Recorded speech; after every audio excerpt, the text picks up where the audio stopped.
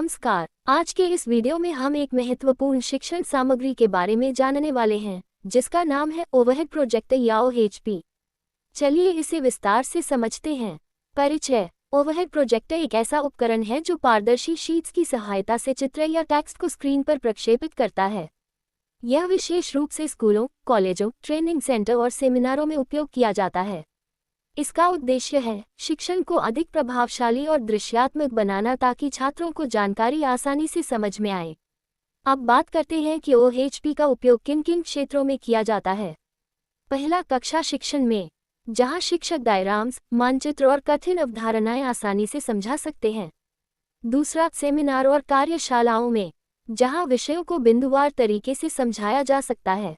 तीसरा, corporate training में, जहां कर्मचारी प्रशिक्षण और प्रेजेंटेशन देने में इसका इस्तेमाल करते हैं। चौथा, वैज्ञानिक और तकनीकी अवधारणाओं की व्याख्या में, जहां किसी प्रक्रिया को स्टेप बाय स्टेप दिखाया जा सकता है।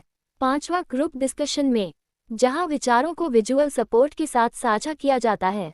छठा, रिवीजन सत्रों में, परीक्षा से पहले विषयों की दोहराई की जाती है। सातवां, हस्तलिखित नोट्स दिखाने में, जहां शिक्षक लाइव पारदर्शी शीट पर लिखकर पढ़ाते हैं। अब बात करते हैं ओवरहेड प्रोजेक्टर की माउंटिंग की। माउंटिंग यानी इसे सही ढंग से कैसे स्थापित किया जाता है। 1. OHP को हमेशा समतल मेज या ट्रॉली पर रखा जाता है ताकि यह पूरी तरह स्थिर रहे और प्रक्षेपण में कोई रुकावट न आए। 2. इसे इस प्रकार सेट किया जाता है कि प्रोजेक्टर से निकलने वाली रोशनी सीधे स्क्रीन पर पड़े। 3. OHP और स्क्रीन के बीच उचित दूरी बनाए रखना जरूरी है ताकि चित्र साफ और स्पष्ट दिखाई दे। 4. पारदर्शी शीट को कांच के मंच पर सीधा और सपाट रखा जाना चाहिए, जिससे कि प्रोजेक्शन सही हो सके। 5. प्रोजेक्शन करते समय कमरे की रोशनी को नियंत्रित रखना चाहिए ताकि स्क्रीन पर इमेज चमकदार और साफ दिखे। 6. OHP चालू करने से पहले उसके पंखे और लाइट लैंप की जांच जरूर करें ताकि बीच में कोई तकनीकी समस्या न आए। 7. लेंस और दर्पण को साफ रखना बहुत जरूरी है, क्योंकि धूल या दाग से इमेज धुंधली हो सकती है। अब आइए जानते हैं ओवरहेड प्रोजेक्टर और स्लाइड प्रोजेक्टर में क्या अंतर है। 1. OHP में पारदर्शी शीट्स का उपयोग होता है जबकि स्लाइड प्रोजेक्टर में फोटो स्लाइड्स का उपयोग किया जाता है। 2. OHP नीचे से प्रोजेक्शन करता है जबकि स्लाइड प्रोजेक्टर स्लाइड के पीछे से रोशनी देता है। 3. OHP में हम प्रेजेंटेशन के समय भी लिख सकते हैं, लेकिन स्लाइड प्रोजेक्टर में ऐसा संभव नहीं होता। 4. OHP आमतौर पर शिक्षण में उपयोग किया जाता है, जबकि स्लाइड प्रोजेक्टर ज्यादातर फोटो प्रदर्शनी के लिए होता है। 5. OHP की शीट्स को आसानी से बार बार उपयोग किया जा सकता है, परंतु स्लाइड्स फिक्स होती हैं और उन्हें डेवलप करना पड़ता है। 6. OHP अधिक इंटरैक्टिव होता है, क्योंकि हम उसके माध्यम से लाइव समझा सकते हैं, जबकि स्लाइड प्रोजेक्टर एक तरफा होता है।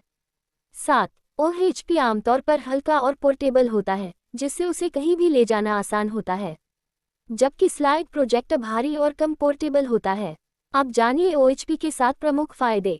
1. प्रयोग में आसान, इसे चलाना सरल होता है, किसी तकनीकी ज्ञान की आवश्यकता नहीं। 2. पुनः उपयोग योग्य, पारदर्शी शीट्स को बार बार इस्तेमाल किया जा सकता है। 3. वास्तविक समय में सहभागिता, शिक्षक लाइव लिख सकते हैं और समझा सकते हैं। 4. लागत प्रभावी, छपाई की लागत को कम करता है। 5. दृश्य अधिगम को बढ़ावा, चित्रों से पढ़ने वालों को आसानी होती है। 6. लचीला उपयोग, सभी विषयों में उपयोग किया जा सकता है। 7. पोर्टेबल, इसे कहीं भी ले जाकर आसानी से सेट किया जा सकता है। अब जानते हैं इसके कुछ नुकसान। 1. बिजली पर निर्भर, बिना बिजली के काम नहीं करता। 2. मल्टीमीडिया की कमी, ऑडियो वीडियो नहीं दिखा सकता। 3. अंधेरे कमरे की आवश्यकता, अच्छे दृश्य के लिए कम रोशनी जरूरी। 4. रखरखाव की आवश्यकता, लेंस और बल्ब का ध्यान रखना पड़ता है। 5. केवल स्थिर सामग्री, चलती हुई वीडियो या एनिमेशन नहीं दिखा सकते। 6. शीट्स के खराब होने का खतरा, शीट्स खरोंच या फट सकती हैं। 7. आधुनिक छात्रों के लिए कम आकर्षक, स्मार्ट बोर्ड या प्रोजेक्टर के मुकाबले थोड़ा पुराना लगता है। ओवरहेड प्रोजेक्टर आज भी कई संस्थानों में एक उपयोगी शिक्षण सामग्री है, खासकर जब विजुअल लर्निंग की बात आती है। हालांकि इसमें कुछ सीमाएं हैं, फिर भी सही तरीके से उपयोग करने पर यह शिक्षण को प्रभावशाली बना सकता है।